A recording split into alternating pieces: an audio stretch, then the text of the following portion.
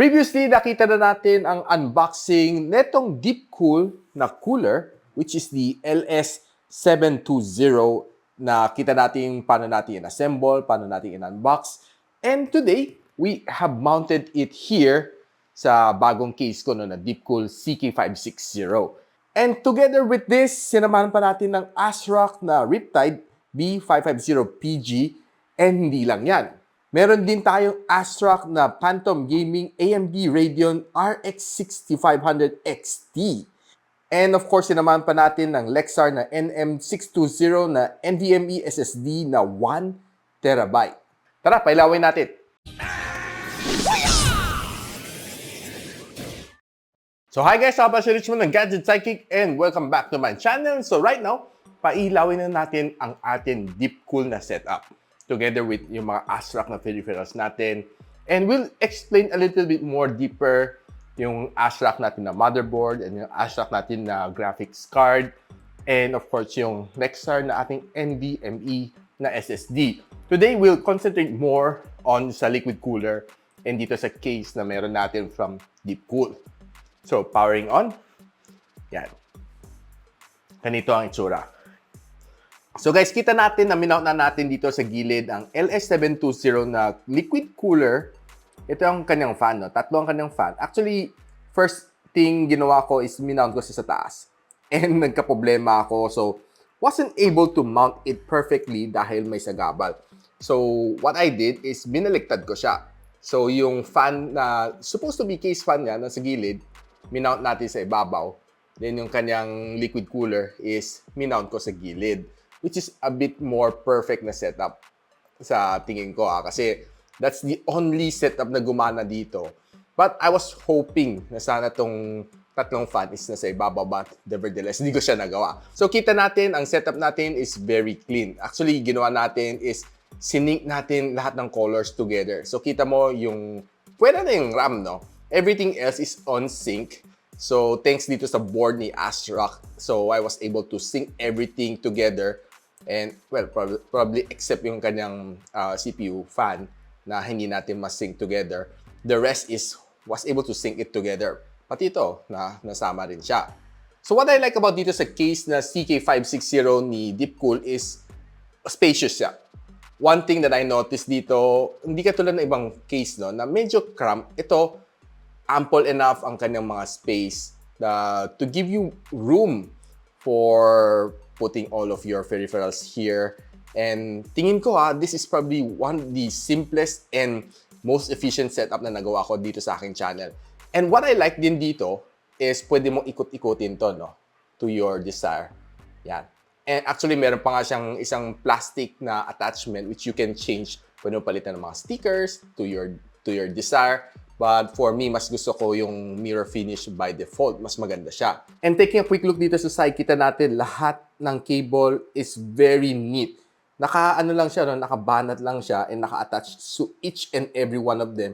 And probably one of the things na medyo baka maging problema mo rin, na naging problema ko, is hindi ko siya in-attach sa CPU fan na slot.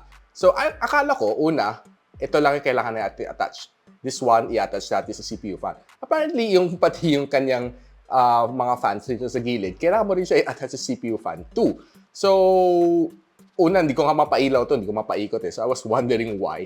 Yung pala, meron pala kulang isang cable. But nevertheless, na-found out din naman natin on our own. So, we got the job done. So, apparently, minix din natin ng ating RAM, dalawang T-Force and dalawang ballistics, no? Na crucial na ballistics. So, tinry lang natin kung gumana. And apparently, it works together. And pareho naman kanyang timing, PC3600. So, it works perfectly together in harmony. And one good thing dito sa kanyang board is meron siyang sandalan dito, no? For yung mga mahahaba na graphics card, meron siyang sandalan, which is something good. Pero by default, meron ding sandalan itong board ni Riptide from ASRock. And taking a quick look here on top, kita natin meron siyang power button, may LED dito, LED indicator, may dalawang USB-A, meron siyang audio jack nandito. Pwede mo yung control ng LED dito, LED switch, Type-C. So once na pinindot ko tong LED switch, magbabago ang ilaw niya. Yung sa case lang Pero yung iba, it's being dictated by the board, si ASRock. Okay? So every press ko dito, magbabago siya, which is very handy. It's just a single press dito, you'll see the changes ng ilaw dito. So kanina green, ngayon naging red. So the rest is being controlled by the board. So I suggest na pasok lang kayo sa board, sa settings para palitan mga ilaw niya. No? But we'll go into more details on a separate video. So ito itsura sa likod ng CK560 ni DeepCool. Very clean siya, no? Ang ganda tingnan. And what I like about dito is very organized. Sarap siya tingnan. Very easy to install. And sa ibabaw, meron din siyang mesh na nakatakip dito, no? Para medyo may iwasan mga alikabok na pumasok. And apparently sa ibabaw, kaya lang niya mag-support ng dalawang fan na 120mm. Sa harap niya is easy to remove. Magnet lang siya. So, ganito itsura niya. It's very clean din. And meron din siyang mesh, na pwede mo tanggalin para linisin. And kita natin dito, it's just the radiator sa likod ng fan natin. No? So, there's no lights here sa harap. So, basically, wala kang makitang ilaw sa harap. So, basically, this is my setup together with DeepCool na LS720 and CK560. It's very nice, very efficient. And if you want other models ng LS series, I'll be posting on the description below. There's other 2 models na pwede nyo pagpilian. Mas konti ang fan para kung hindi nyo kailangan ng ganong karaming fan, you can always opt for the fewer fans. Kasi pwede nyo i-mount sa ibabaw. Unlike this one, kailangan mo i-mount talaga dito sa gilid dahil 3 siya.